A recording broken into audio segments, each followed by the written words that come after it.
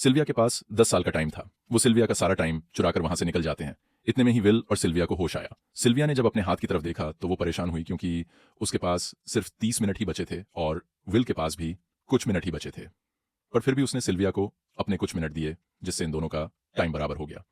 इसके बाद will Sylvia को लेकर जल्दी से अपने दोस्त के घर जाता है, जिसे उसने 10 साल दिए थे। जब उसके दोस्त की वाइफ ने दरवाजा खोला और उसने विल को देखा तो उसने विल से नाराजगी जताते हुए कहा, तुम्हारे दिए हुए 10 साल ने मेरे हस्बैंड की जान ले ली। उसने सारा टाइम शराब में उड़ा दिया, जिससे उसकी मौत हुई। ये सुनकर विल मायूस हो गया, लेकिन अब इन दोनों के पास भी ज्यादा टाइम नहीं था। अगर ये दोनों जल्दी से कुछ नहीं करते तो इनकी भी मौत पक्की थी। तभी विल ने सिल्विया के कानों में एयरिंग देखी, जो हीरे की थी। उसे बेचकर विल और सिल्विया को 2 दिन का टाइम मिल गया। इसके बाद विल सिल्विया को लेकर फोन बूथ पर आया। उसने सिल्विया के पिता फिलिप को कॉल किया और बताया कि उसकी बेटी अब तक सही सलामत है। उस वक्त रेमंड भी फिलिप के पास ही मौजूद था और विल को भी पता था कि रेमंड भी वहां मौजूद है। विल ने सिल्विया को छोड़ने के बदले 10,000 साल का टाइम मांगा और वो 10,000 साल टाइम बैंक के जरिए गरीब लोगों में बांटने को कहा और कल सुबह तक का टाइम दिया। हालांकि फिलिप के लिए यह रकम कुछ भी नहीं थी, पर फिलिप किसी भी कीमत पर गरीबों को टाइम नहीं देना चाहता था। इधर विल सिल्विया को अपने घर ले आया, जहां पर दोनों सुबह होने का इंतजार कर रहे थे। इसी दौरान सिल्विया ने विल से पूछा कि उसकी फैमिली कहाँ है। इस पर विल ने बताया कि पिछली रात ही टाइम ना होने की वजह से मेरी माँ की डेथ हुई। यह सुनकर सिल्विया को बहुत बुरा लगता है और उसे एहसास होता है कि यहाँ गरीब लोग हर पल मौत के डर में जीते हैं। उन्हें एक दिन का टाइम कमाने में कितनी मेहनत करनी पड़ती है। अगली सुबह बैंक खुलते ही विल और सिल्विया खिड़की से बैंक पर नजर रखने लगे, लेकिन बैंक ने गरीबों में टाइम नहीं बांटा।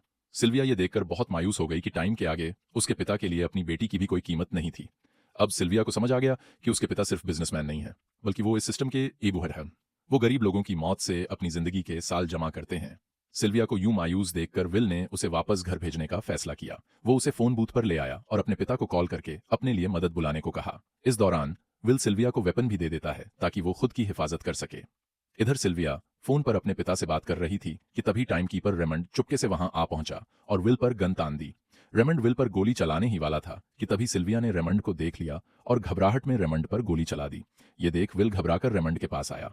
हालांकि वो गोली रेमंड के हाथ को छूकर निकल गई थी। रेमंड के हाथ से बहुत खून निकल रहा था। विल ने रेमंड की घड़ी देखी। रेमंड के पास सिर्फ 2 घंटे बचे थे। दरअसल टाइम कीपर्स को भी सैलरी के तौर पर हर रोज 1 दिन का ही टाइम मिलता था। विल समझ गया कि जब तक रेमंड के पास उसके टीम वाले पहुंचेंगे तब तक रेमंड का ज्यादा खून बहने की वजह से उसकी मौत हो गई होगी। इसलिए विल रेमंड को 2 घंटे का टाइम देते हुए रेमंड की कार को लेकर वहां से निकल गया। रेमंड को गोली मारकर अब सिल्विया भी क्राइम लिस्ट में आ चुकी थी। हालांकि विल ने सिल्विया से कहा कि वो अभी इन सबसे निकल सकती है, लेकिन ग्रीनिज में सिल्विया की जिंदगी पिंजरे में कैद पंछी की तरह थी। उसके पिता फिलिप ने उस पर बहुत सारी पाबंदियां लगा दी थी, पर यहां आकर उसे आजादी का एहसास हो रहा था, क्योंकि यहां वो अपनी मर्जी की मालिक थी। और सिल्विया समझ जाती है कि यहां पर लोगों के साथ गलत हो रहा है। अब वह भी गरीबों को उनका हक दिलाने में विल के साथ थी।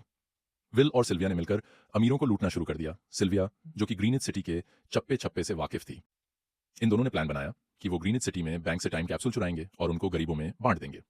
सिल्विया ने सबसे पहले अपने पिता फिलिप के कई सारे बैंक्स में डाका डाला, क्योंकि फिलिप ने गरीबों की मौत से वह सारा टाइम इकट्ठा किया था। इन दोनों ने तिजोरी से सभी टाइम कैप्सूल एक बैग में पैक करके वहां से निकल गए और उन्हें गरीबों में बांटने लगे। इतनी बड़ी चोरी करने के बाद अब सरकार भी इन दोनों से तंग आ चुकी थी, इसलिए सरकार ने इन दोनों के सर पर 10 साल का टाइम इनाम रख दिया। यह खबर सुनते ही गैंगस्टर फोर्टीज अब इन दोनों को कुत्ते की तरह ढूंढने लगा, लेकिन विल और सिल्विया हर रोज अपना ठिकाना बदलते रहते थे, जिससे वो किसी के हाथ नहीं आते थे। यह दोनों एक होटल। ये पूरी कहानी सुनने के लिए मेरे चैनल को लाइक और सब्सक्राइब कीजिए।